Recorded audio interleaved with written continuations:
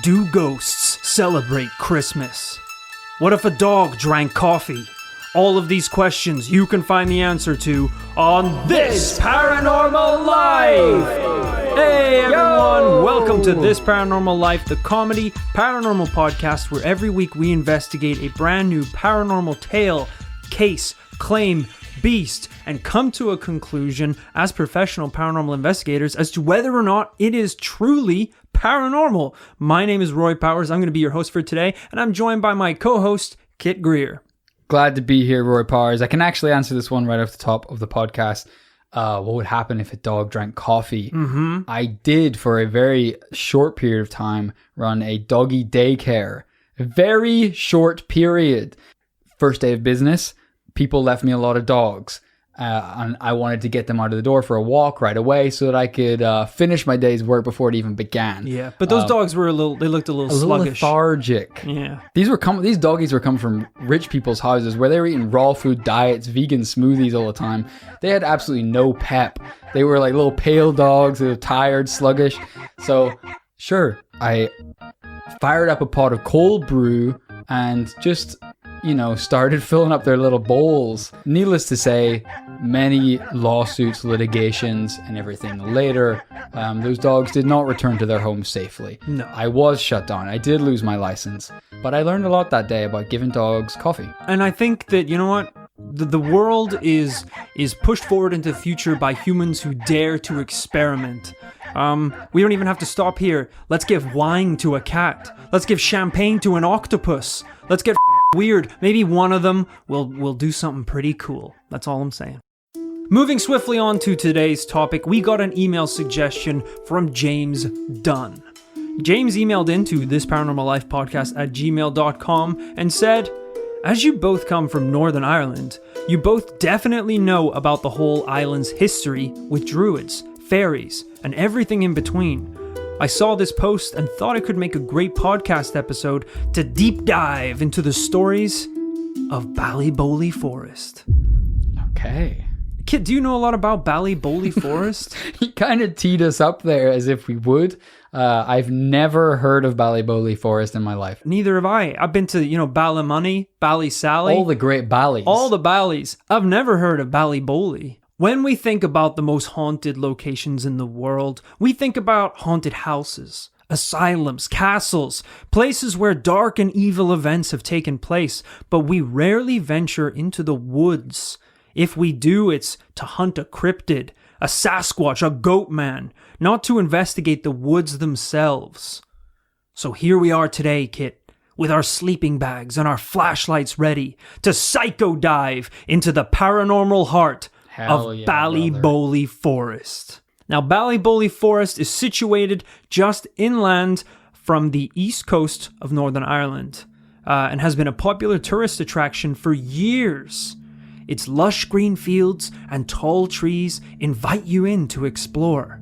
But if you knew the history of these woods, you'd know not to step foot in them. The year is 1997, and two young men make their way down a gravel path leading out of the small town of Ballynur. A local passing by notices their walking gear and calls out to them. Where are yous off to today, lads? Just going for a wee walk, so we are first time in Ballynur. Aye, well, yous picked a rotten day for it. Rain's been on and off since morning. Where are yous headed? We're going into the woods. Ballyboley Forest. The man froze. Lads, if you know what's good for yous, this is as far as you'll go. The two men decided to ignore the warning. It wasn't stormy, it was still daylight. They had no idea what this crazy local was talking about, so they pushed forward. Just think about how funny it was if the first case we had that was set in Northern Ireland, we were like, the locals said, where are y'all going? It's like straight back to the Southern American accents, even when it's Northern Ireland. The trail led them deep into the trees, straight through the heart of Ballyboley Forest. But as they walked deeper and deeper into the woods, they began to hear strange noises echoing around them, bouncing off the trees. Think Ocarina of Time Forest Temple. Things are getting real weird up in here. Yeah, we're talking Spiders the size of a car. You follow a trail for like an hour. You look back, you're 5 paces from where you entered the forest. Trees are growing down. You're up. Everything is twisted and weird. Yeah. The noises continue to echo and bounce off the trees. Hello? Is anybody out there? No response. Feeling a little uneasy, the two men decided to pick up the pace. The noises began to get stranger. Now in the distance, they could hear a woman moaning. Yeah, that'll work. Pick up the pace. I mean, how big can this forest be? I'm sure you'll be out the other side in no time. Thinking that she was possibly hurt or in trouble, the two men followed the sounds, trying to see if they could find the source, until it sounded like it was right in front of them. When they slowly pushed through the trees, the noise stopped completely. Well, that was weird. Let's go get a pint. Then, an ear-splitting scream cried out from behind them. The two men took off, running in fear, pushing through the trees and branches, trying desperately to find their way out of the woods. When they reached the edge of the forest, the two men glanced back as they ran, and in the woods, they spotted 4 hooded figures in brown ragged robes. Oh, shit. Standing motionless, watching them as they left. That old man was part of this crew. Yeah, you don't want to go in the woods today, lads. Me and the boys are going to sacrifice a goat. It's a 12 p.m. Druids meet, monthly meetup.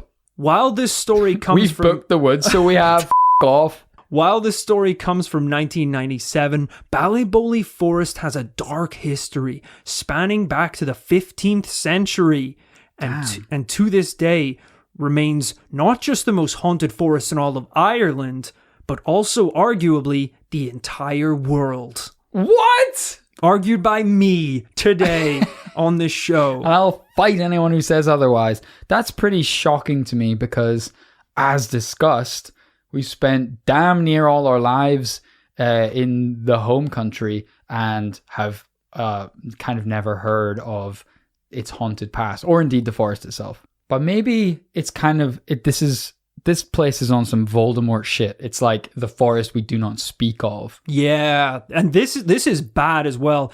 Just because we talked about one case where there's a couple hooded guys, things get a lot weirder. People tell stories of entering the woods and never coming out. Wanderers have described hearing screaming and squealing from animals and humans, and many visitors have stumbled across strange monuments and altars that look like they've been used for sacrifices. Okay, so... There's also mysterious smoke, blood painted on trees, Jesus. And I'm pretty sure there's a ghost in there as well. So, some memories are coming back to me. I mean, like, whilst I haven't heard of Ballyboley Forest and its haunted past... Do you remember kind of stories growing up of like Satanists hanging out in like the local woods and stuff? Yes, I do. It kind of rings a bell, doesn't it? Yeah. I don't know if that's a UK-wide thing or a worldwide thing, but I've heard many Northern Irish people say, yeah, they found like a weird altar and there were like candles and things carved into the ground, maybe even a dead bird or something. Yeah. I don't know if that was like just an Ireland/Northern Ireland thing, or like maybe that's just what everyone says about creepy parts of their town. I mean, maybe that's just what teenagers get up to everywhere, but it would be interesting if that in any way links to Ireland's druidic past. I never thought of that before. We will be going into a little bit more later in this episode, druids and their history in Irish history. So stay tuned for that. Will be exciting. We just reveal that we're druids. I think this rings a bell. When I was 15, I actually was this man in the story. I actually went to juvie for sacrificing birds. It's actually pretty messed up because I was on trial for having done all these horrible things when I'm sacrificing animals for everyone. For everyone, the common good. I'm making life good for you. I'm making life good for you. I'm like twisting a cat's neck as I'm talking in the voice. Wearing robes. Why did we even let him speak? He's obviously guilty. Put him away. Now, there is one reason why this forest might be the paranormal playground that it is today. And that is possibly down to the 4 figures that we saw in the woods in the previous story, known as the 4 druids. These guys are like famous?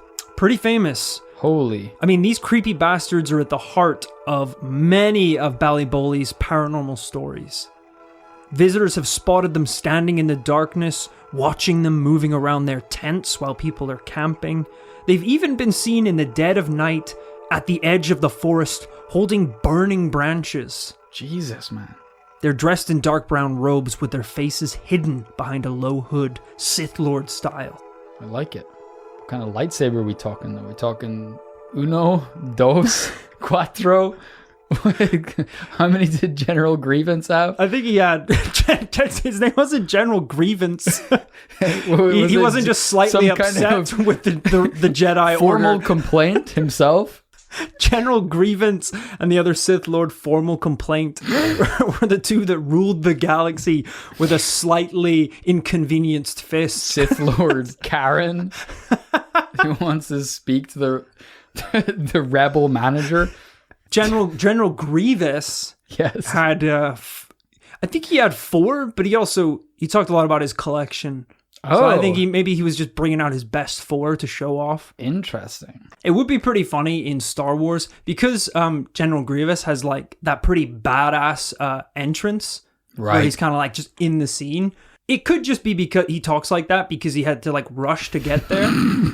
So like Obi-Wan comes out and he's like, "Hello there," and he turns around like, "General Kenobi." Jesus, like, man, are you okay? You okay? Do you want to catch your breath? I have many lightsabers. Right, we know. We've known you for a bunch of years. Just give me a minute. Yeah, sure. You know, it's not really about how many lightsabers you have. It's about how skilled you are with one lightsaber. Oh, General Kenobi. Yeah? You just keep saying my name. I'll be honest, I expected you to be more impressed.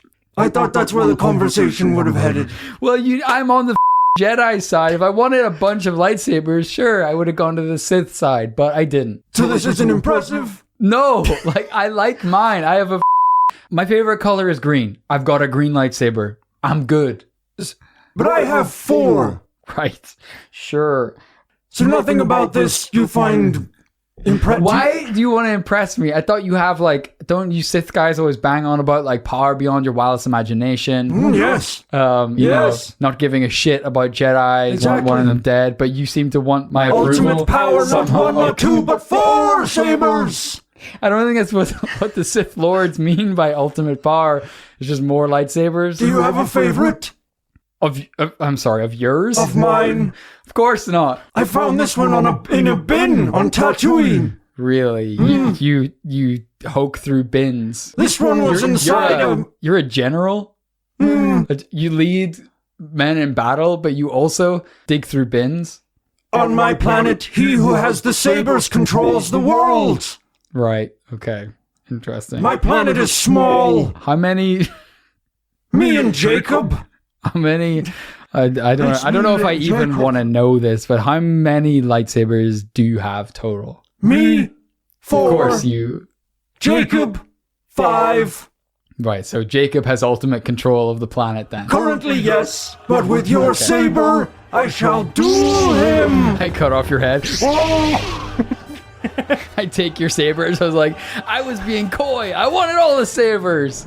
You pick them up. You're like, some of these are just strips of metal. This isn't even a real lightsaber. So we may have some listeners asking the podcast right now, 1, what is a druid? And 2, possibly, who is General Grievous? If they haven't seen the popular Star Wars movies. But today we're going to be talking about druids. You know what, it. No, General Grievous is pretty badass. It's a bit more important. It's a bit more the kids need to learn. First off, I want to say, I think druids get a bad rap. All right? Right. Druids, especially in Irish folklore, were known for serving lords and kings as sort of a hybrid priest-counselor. It was believed that they possessed the gift of prophecy and various other assorted mystical abilities. It's basically a king teaming up with a wizard to rule a world. God damn. That's a winning combination. I thought I had heard that like relatively recently. It's one of the trippy things about druids in like Celtic Ireland, ancient UK times, is that they have a pretty decent educated guess about what druids did, but they don't really know for sure. They just know that they existed, and they were somewhere on the spectrum between, like you say, like leaders and also wizards. Yeah, again, like a lot of different, they're not religions, but I guess beliefs. They were pretty much completely destroyed by Christianity that just kind of came in like a wave. Although a lot of records have been preserved, as you said, a lot of it is still unknown, really. And yes, of course, historically, druids have been associated with performing human sacrifices. Listen, who hasn't, historically speaking, in the scheme of things? But I will say, this was always pretty much, mostly, to appease the immortal gods. And do you think you can get wizard powers without a little bit of human sacrifice? Absolutely not. There's no way. There isn't. You gotta stab people, you gotta burn shit. The gods want blood. Listen, how does Kirby get a special ability? Do you think Kirby just sits at home and just dreams of being able to use his tongue like Yoshi? Yeah. No, he murders Yoshi. How do you think General Grievous got all those lightsabers? He did not by killing find the them. younglings, He the youngling killed them. Jedis. Now, when it came to sacrifices, according to records by Julius Caesar himself, those who had been found guilty of theft or other criminal offenses were considered preferable to use as sacrificial victims. Interesting. So, it's kind of a two birds with one stone. It's like, this is a bad man, he has to die, but also, let's use him in a sacrifice. Yeah, let's get something out of this. Let's have ourselves a little party here. Let's make the gods happy, Which is kind of interesting because I feel like if you look at other maybe religions, the other side of the earth, you have these traditions of like, I don't know, like virgin sacrifice. It's like you want the brightest and best person in society, the most like amazing child. Yeah. They're the first to go. You put them on the altar, you cut out their heart. But actually, it seemed like the gods weren't so picky on this side of the world. Yeah, which is helpful, for sure. Prisons are expensive, folks. I will say, unfortunately, when criminals were in short supply, innocence would be acceptable. Of course. Maybe we'll spare the brightest minds and the richest, but, if we got to sacrifice someone, you're just making shit up now. You're like, I saw Tim steal a cracker. Get him! You can just all jump on Tim, throw him up there. He's dead before he even gets to defend himself. I mean, I'm not saying I don't want to worry anyone in the commune, but like I'm personally listening to this story. I'm interested to see where this whole druid thing went, because the whole human sacrifice, there were probably like, this is one benefit, getting rid of the ne'er-do-wells. Yeah. If there's other benefits, this could be a good system. Well, I think you can see into the future. That's pretty good as well. Forms of sacrifice included burning victims alive in a large wooden effigy, often known as a wicker man. Other methods included drowning, hanging, and stabbing. Jesus. In some of these ceremonies, druids would prepare the human sacrifice, plunge a dagger into their chest, and by observing the way his limbs convulse and the gushing of blood, they were able to predict the future. Jesus Christ. They could also predict the future by reading the flight and calls of birds. Right, so why not do that all the time? Start with the birds, right? I think start with the birds before you kind of go... Sure, maybe there's a slow day where the birds aren't giving it out. Birds. If you're a prisoner in prison, ready to be taken to the altar, you gotta be praying for some pigeons that day.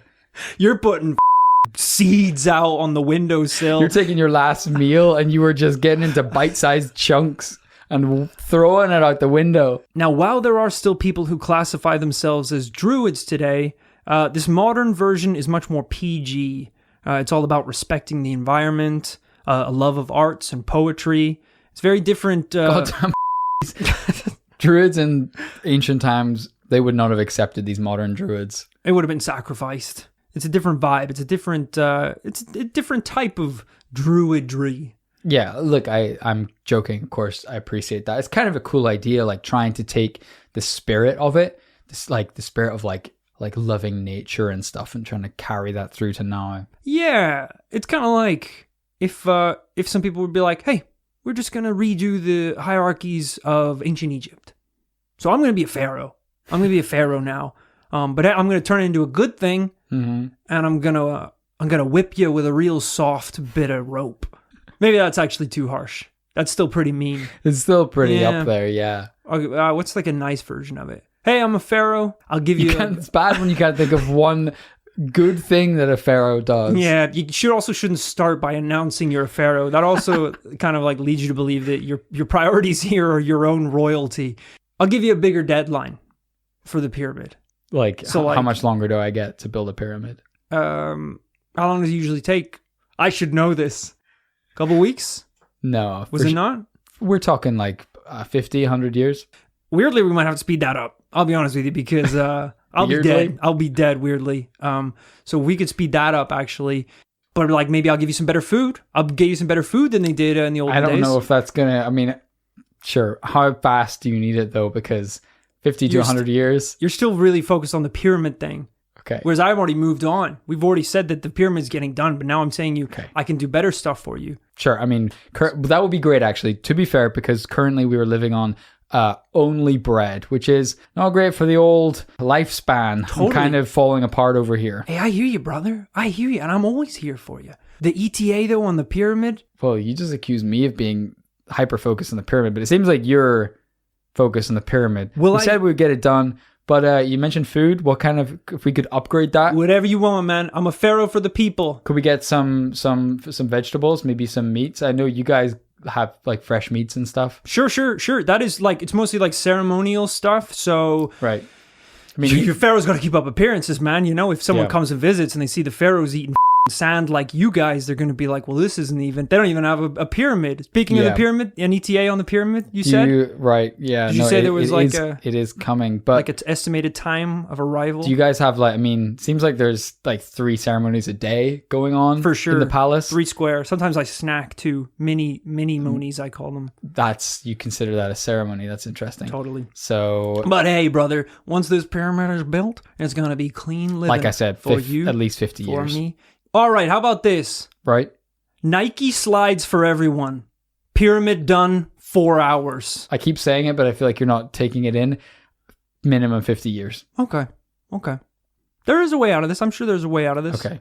Can you get the druids, please? We call in the druids, and it's just like, well, the process of sacrificing a human involves preparation. Can we get a faster druid? I need 45 minutes. I need this done by the most impatient pharaoh of all time. So who are these 4 figures in Ballyboley Forest? Are they druids themselves? Or are they something much, much more paranormal? This next story comes from one forum user who had a first-hand experience with the legendary 4 druids. In 2005, when I was 13 and in my 3rd year of secondary school, I took part in an outdoor team-building scheme called the Duke of Edinburgh Award Scheme. This involved a reasonably straightforward walk with the exciting but daunting prospect of camping for one night right in the middle of a local forest, Ballyboley Forest in Larne, Northern Ireland. The first few days involved nothing more exciting than navigating fields and hills, and it went without incident. On the last night, we ended up camping right in the middle of Ballyboley Forest with all the other groups. There were no teachers or leaders at this campsite, so naturally, all hell broke loose. At about 8:15, as the light was beginning to dim, someone in another group began to ramble on about seeing people at the other end of the forest, moving about between the trees. In case it was another group who had gotten lost, a few of us marched over to check it out. It was about a 5-minute walk, and there was nothing but more trees and shrubbery, not a road or a natural footpath in sight. It wasn't taken very seriously. Until about an hour later, we were all gathered around a gas stove having hot chocolate, when someone else noticed movement down at the far end of the forest. This time, the figures that had previously been sighted were holding some kind of torches. But rather than modern torches, the figures seemed to be holding branches that had been set on fire. We counted 4 of these figures. Someone later that night claimed that after the figures vanished, they could hear what sounded like a slaughterhouse in the distance. Jesus. Echoing cries and the squeals of animals. The next morning... That was way better than mine. That's pretty good. The next morning, we laughed it off and carried on with the expedition. Eventually, it was rarely spoken about, and it became one of those stories that as you get older, you just find yourself struggling to remember if it was real or a dream. Fast forward 8 years. Now 22, I was flicking through articles on Facebook when I came across one called The 10 Most Haunted Forests on Earth. I was amazed to see Ballyboley Forest was included at number 5. Every hair on my body stood on end when I read. It was reported in a local newspaper that 2 men were in the forest when they saw 4 human-shaped figures in the forest behind them, where previously there had been no one there. Other sites that reported the practices of druids involved the creation of altars to sacrifice animals and then set them on fire, which goes some way to explaining the slaughterhouse noises. Jesus. Kit, what we're seeing here is a pattern of people who have gone into these woods, heard or seen similar things, and walked away having experienced what looks like the same group of people, these 4 druids residing in the woods. It seems like they've been there for a huge amount of time. Granted, there haven't been mentions of them as back as early as the 15th century, but I mean, we're seeing, as we said, over, 10 years, 20 years, these figures still existing. What are your thoughts? Yeah, this is pretty f***ed up right off the bat. I mean, I think that would be very disturbing if you have one-off freak encounter where you think in the distance you see some 4 flaming torches, and then you read years later that even just one other person has seen 4 hooded figures with flaming torches. It's in the like, same all right, place. Shut it down. Absolutely. Send in the police, send in the fucking military, cut down the whole forest. We need to understand what's going on here. We've got as always, we've got a scale of like paranormal going on here. At the very least, this is like 4 weirdos. You've been there for decades, hanging out and sacrificing animals. And at the other end, we've got some kind of like legit paranormal rituals going on. Yeah. It's also, the woods are a difficult place. You know, it's a very beautiful, serene, wonderful place to walk and immerse yourself in nature. But the slightest bit of screaming, and that place becomes a hellhole. Yeah, you would prefer to be on Mars. Yeah, exactly. In hell. Do you have any experience of like camping and having any weird encounters? Yeah, actually. So I, over the years, I have volunteered at a summer camp, right, where I am a camp counselor, where I look after kids, make sure they're safe, cut firewood, help clean up, participate in camp activities. The only legitimate scares that I have had have been when the dates of the camp fall on the 12th of July. Which, if you don't know, is a very interesting time to be in Northern Ireland for a number of reasons, but it can be quite a rowdy date, and people obviously enjoy going to the woods and consuming large amounts of alcohol, burning things. A lot of fires. Yeah. Weirdly a lot of fire. Imagine if the opening scenes of Bloodborne took place in Northern Ireland. That is basically what the 12th is like. We had one night where a bunch of drunk people tried to get into the campsite. Oh, Jesus. There was a fight involved, and one of them was so drunk that we pinned him to the ground and he pissed himself. And at that point, it's like, this isn't a good night for either of us, buddy. So that was the only sort of, not paranormal, but just bad experience. Bad experience in the woods. There's a lot of stories like this, Kit. People either walking through the forest or camping overnight, coming across these shadowy robed figures. In one story from 1994, a couple who were out walking through Ballyboley Forest claimed that halfway through their walk, they began to hear screaming sounds and a large, dark cloud started to materialize at their feet. What? Yeah, a little U-turn there at the end for you. That's paranormal right there. As the screaming got louder, the couple ran through the smoke and out of the forest, refusing to look back. God damn. Now, if these druids do exist, it seems like they're either protecting the forest, or they're using it for a place to perform ancient pagan rituals that possibly include sacrifice. Another popular theory as to why this forest could be so goddamn paranormal is that in Celtic mythology, there's a place known as the otherworld. It is the realm of the deities from Celtic mythology. Also possibly the location of the dead. Okay. Kind of jumbled up there together. Because I think we've talked before when we've mentioned Celtic druidic practices, this idea of like a thin place. This is like a place maybe somewhere like this forest where the barrier between the other world and our world is most thin and you can maybe just slip right through there. Yeah, it's honestly, you've absolutely nailed it. It's described as existing alongside our own world, just at the edge of the earth, and even occasionally intruding into our own world. It actually sounds like a pretty awesome place. It's described as a supernatural realm of everlasting youth, beauty, health, abundance, joy. Nothing bad at all. I'm basically picturing the land of Ooh from Adventure Time. Yeah. A place candy where people. candy is our people. Although, is that good? Because you don't want to eat people. I kind of like our world where candy is candy. And people are humans. And I don't have to eat them. Yeah, maybe in the world of Adventure Time, like you would be the demon because they're want like, to eat everyone. Yeah, you're eating everyone and you're not even candy yourself. Yeah. It's kind of like, in all those fantasy books or movies, there's always like one place that's like the hub.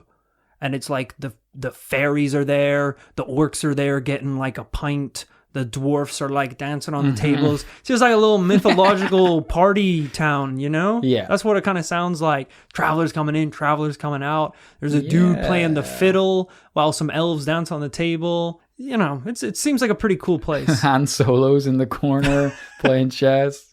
But one of the interesting things I noted is that, allegedly, when this other world does mix and blend and intrude into our world, one of the main signifiers is a magic mist. Oh. Could it be, possibly, the mist that was seen in 1994 by the couple who witnessed a strange cloud? I will say, going back to the very beginning, one of the weirdest things seen in Ballyboley Forest is pillars of smoke rising out of the forest from mysterious sources without anyone knowing where it comes from. Yeah, that's not good. Yes, this could be the burning of a sacrifice by the 4 druids, or could it possibly be the mythological Celtic otherworld blending with our own reality? That's entirely possible. Never really thought of that. I mean, it's kind of interesting, isn't it, that like mist should be boring, right? Mist is just... I disagree. well, maybe wait till I finish my thought. Mist is actually pretty cool. Yeah. But go on. Yeah, just let me... Okay.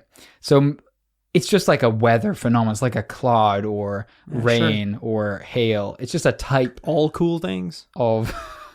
It's the type of water in the air. Yeah. It's just a type of water in the air. Oh, yeah, that's not cool at all. Mother Nature vaping. That's not cool. Right. Yeah. So what I'm trying to say is, but it is cool. Because... Oh, sorry. Yeah. Sorry, I came at you pretty hard there, you actually. Think it of turned out we were on the same page the whole time. I feel a fool now because I was so aggressive. But it seems like we're going to make the same point. So sorry, go ahead. Sure. But actually, there are reasons why mist is bad. Because... you. Mist is badass. Dude. That's what it is. Dude. All right? And if you don't get that through your thick little skull, I'm going to be like Mist. I'm going to come into your room through the windows and suffocate you in your little sleepy bed. I don't think that's what Mist does. And I think you're going to need to cool it. And Sorry. I didn't know you felt this strongly about Mist. But think of rock concerts. Think of live theater. Think of those places where what do we do when we want to make something intriguing and otherworldly? We literally get a machine that pumps out mist. Yeah, totally. Kind of interesting to think. It automatically adds an air of mystery to everything. That's why you can't have any druids at Download Festival, because as soon as you turn on those smoke machines, they think they're in the other world where they can fly and eat fairies. Staffs come out, they start chanting spells. It's a dangerous place. Also, they did some "you shall not pass" shit. Some doof. Yeah, clearing a mosh pit by striking the ground, and all the souls flee from 1,000 people around them. Christ alive. It's a dangerous place. But I think this is an interesting case because we have a couple different things that we have investigated, but it's up for us to kind of decide what we want to focus in on. Yeah. We could look at Celtic druids and their history in Northern Ireland. What we have to do right now is kind of decide what we want to come down on in our conclusion. Are we investigating the forest itself and deciding whether or not it's paranormal? Are we going to be looking into these 4 druids and asking whether or not they exist or if they're paranormal? Or, just the history of druids and their relationship with Celtic folklore? Interesting. My instinct is that I know we started off with, is Ballyboley Forest paranormal? Is it haunted?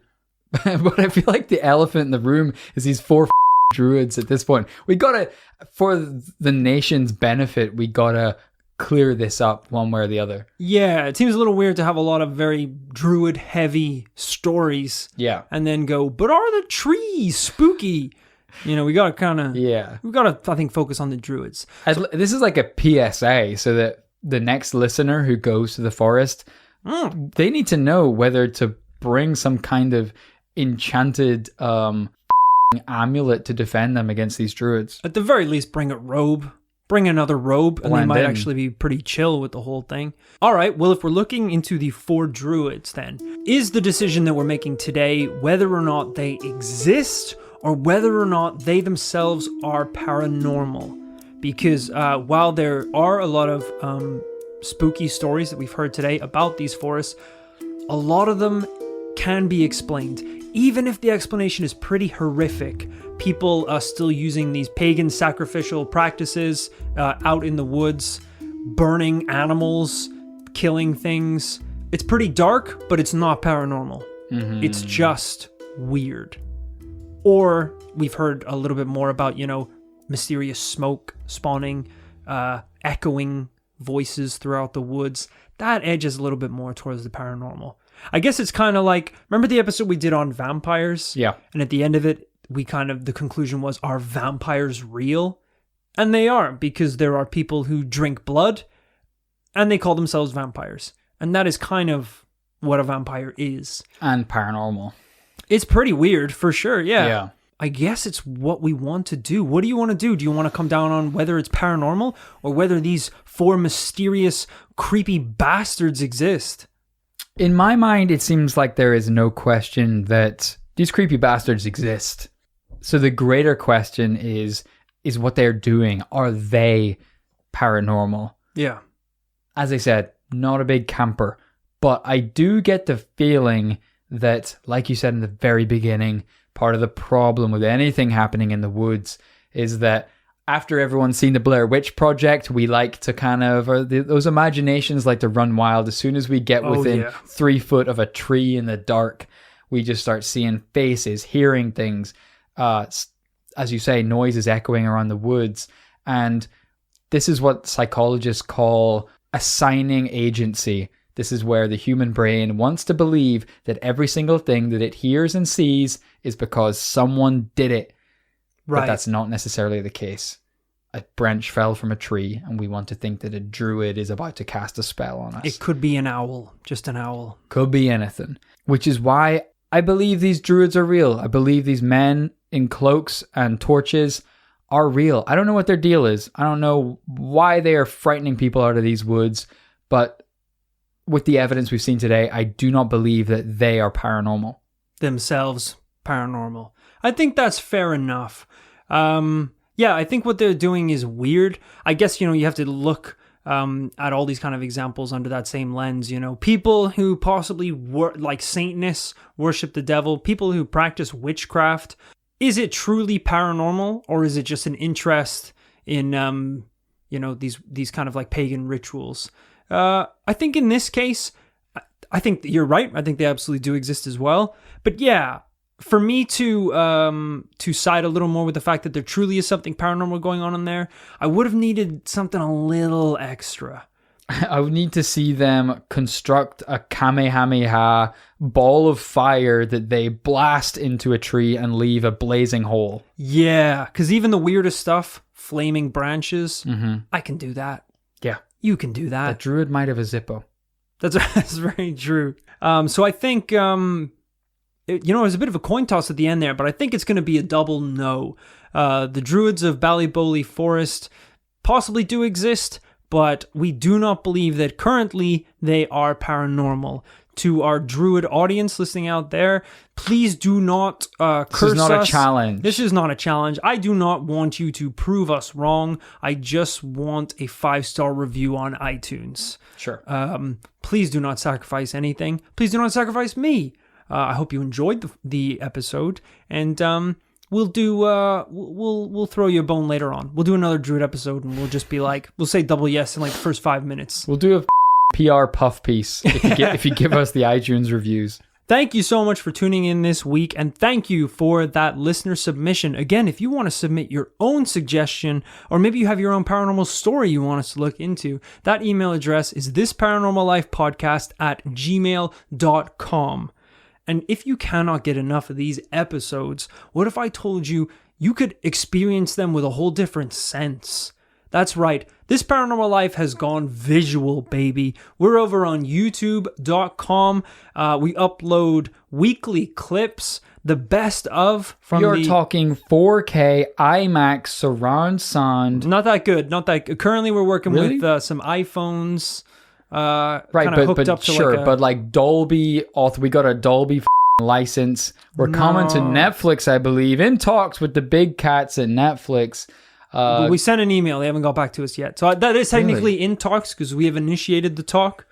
But I also got a bounce back from that. So I don't think they necessarily got it. That's interesting. But the postmaster himself told me that, that I had sent it to the wrong address. But next time, for sure. I'll get it right. Absolutely. So make sure that you subscribe on YouTube and check us out on Twitter at This Para Life. There are links in the description of this podcast that you're listening to right now. If you just unlock your phone, scroll up or down or whatever, I don't know what the hell you're doing on that thing, and look, and the links are right there. Look, my mom doesn't let me have a phone. I've heard that there's links in the description. I heard that's a cool thing to say.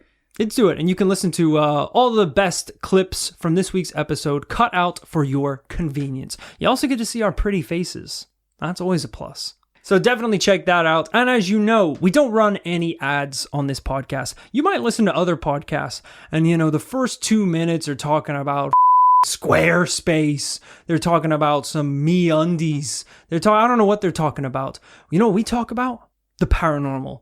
From the very get-go, that's what we talk about. We don't run ads on this show, and we can do that. We have the luxury of being able to do that because of the support from our community on patreon.com. That's right. That's where you go, folks, if you want to support the show, but also get a little bit back for your money. For around just $5 a month, you can get access to a whole backlog of bonus episodes that we've been recording pretty much from when this podcast launched. It's a lot of very interesting, exclusive, top secret paranormal information that you're definitely going to want to get your ears on. So definitely check it out. And as always, if you have supported us on Patreon, we'd like to give you a very special shout out. So thank you to Craig Griffiths. Craig is actually a bit of a druid himself. Just hunting in the world for any mist or steam he can find, trying to make it to the other world. He'll just run a bath for like 2 hours, really get the thing steamy, and then jump into the mist thinking he's going to be transported into a mythical world. He pretty much usually just hits the shower curtain and knocks himself out immediately. Yeah. One time he told me all about his journey to the other world. I was like, bro, you passed out in the bath again. It was a dream. Give me a frickin' break. Thank you also to Margaret Bashar. Margaret, did you bash your arm when you slipped and fell in your steamy bathroom trying to get to the other world? So many emails claiming to be in the other world. You're not in the other world. And yet the other world is full of rubber ducks and soapy hot water. Yeah, I'm and not believing overflowing taps. I don't think so. That doesn't sound dreamy to me. Thank you to Joanne. Joanne is our #1 fan. She doesn't like the podcast, but on the hot summer days in the paranormal commune, she's the one that has the big leaf and just keeps us cool in the hot sun. So she's like our number one fan. She would rather be anywhere else in the world. Doesn't give a shit about the podcast. She hates us. But we work her too hard. Yeah. But she is our number one fan. She's got the technique down, keeps us cool 24/7. We actually had a big staff of other fan waivers, and we were like, you guys can go, Get out of here. Thank you to Jamie. Jamie's been all around the world, and he just can't help think that everything looks a little samey. So he wants to go to the other world. That's right. Get that hot, steamy bath running. Oh, yeah. He's in the sauna. He's in the hot spring. He's in the Blue Lagoon in Iceland. Sometimes he doesn't even wait to get the mist going in the bathroom. He'll just knock himself out on the sink. I was going to say, he slips on a little puddle of water. Thank you to Nicholas Weinblatt. Nicholas has wine blood. It's enough to get a vampire drunk. All right, which is exactly what you don't want to happen, because they're already pretty horny as is. So if you get one of those bastards in your room and the vino is flowing, you can't even do anything because you're feeling woozy because you lost all your wine blood. It's a bad situation to be in. Jesus. Yeah. Yeah, imagine you wake up as a vampire. You're already annoyed that you're not a vampire, but worse than that, there's another vampire that was too ass drunk to make it outside your apartment, so he's vomited on your carpet. It's like, bro, cut me some slack here. Thank you to Horst.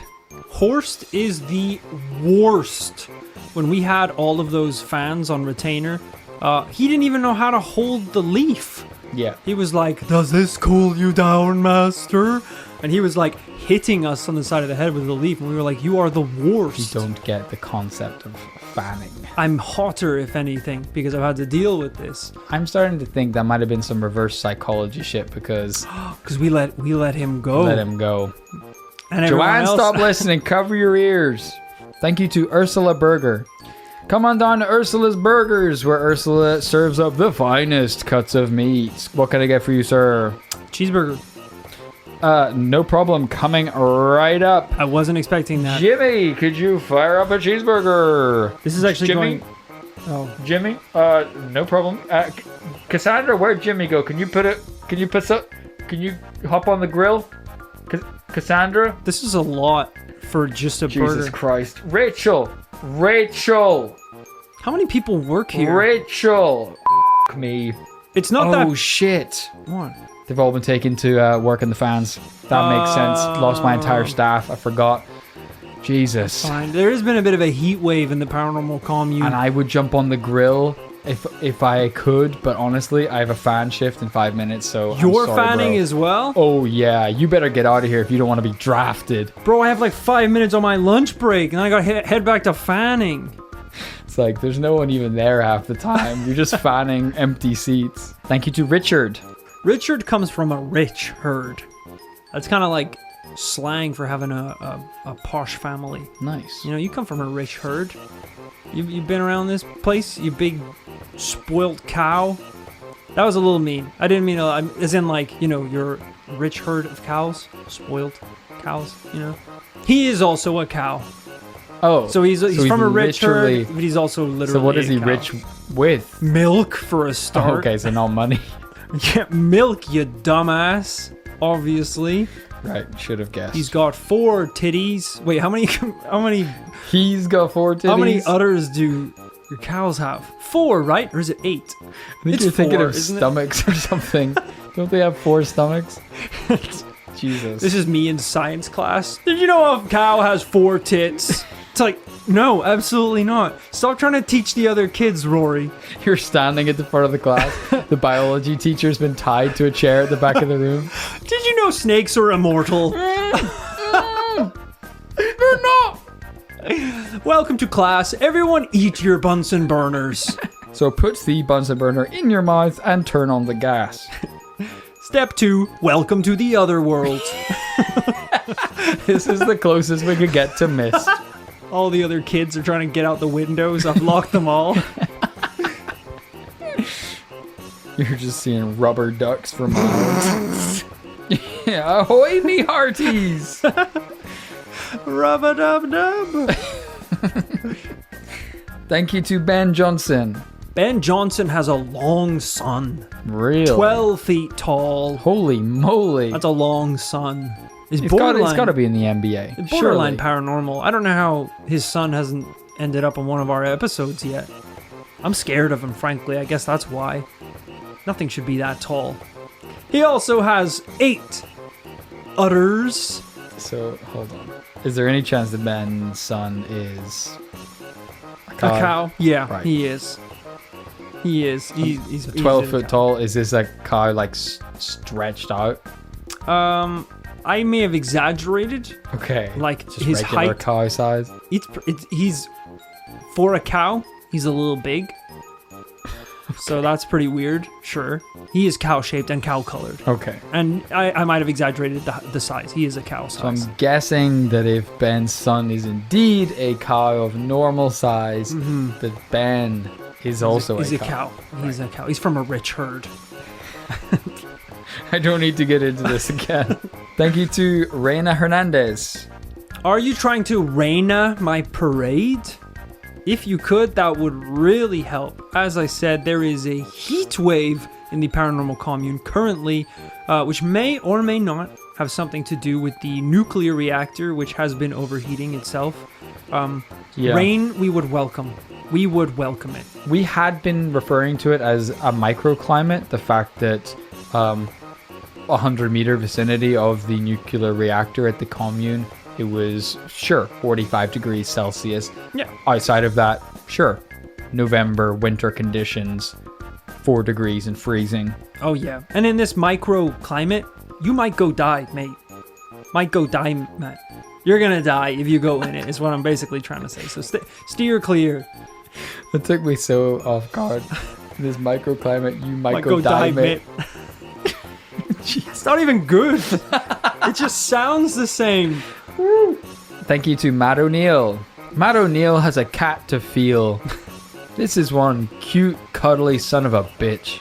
Aw, that's adorable. However, it is a little oversized and, has a couple more udders than you might expect a cat. Is it a cow? Just say if it's a cow. We don't need to do this whole Well, thing. one time it almost meowed. It sounded like a meow. But Was it was a really moo? more. It was a moo. All right, It was that's probably a absolutely- cow. Is I that what think he's cows do? that Because is that would cow. explain a lot. Thank you to Lizzie B. Lizzie B was a busy bee. That is until she dropped everything to become a full-time fan attendant. Good choice. Good life choice. I heard they give good pensions. Yeah, they do, because you don't make it the pension age. It's a very back-breaking job. But it's pretty cool, if you catch my drift. For the person on the other side of the fan. Who catches your drift? Hey, No, Lizzie, don't go back to your old life. Don't go back to your old job. We need you here. come back. Fan me with your bee wings. Thank you to Mark Elliott.